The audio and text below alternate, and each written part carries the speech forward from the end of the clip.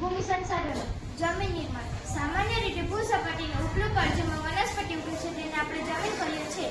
જમીન પૃથ્વીના પોપડા પરના અનેકવિધ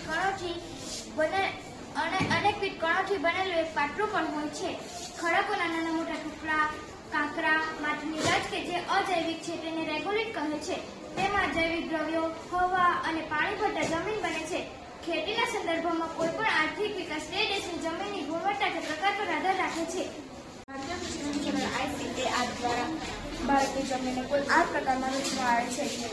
કાળી જમીન, કાળી જમીન, પર્વતીય જમીન, દંડક પ્રકારની જમીન, રણપ્રકારની જમીન, પડખાઉ જમીન, રાતી જમીન અને જંગલ પ્રકારની જમીન.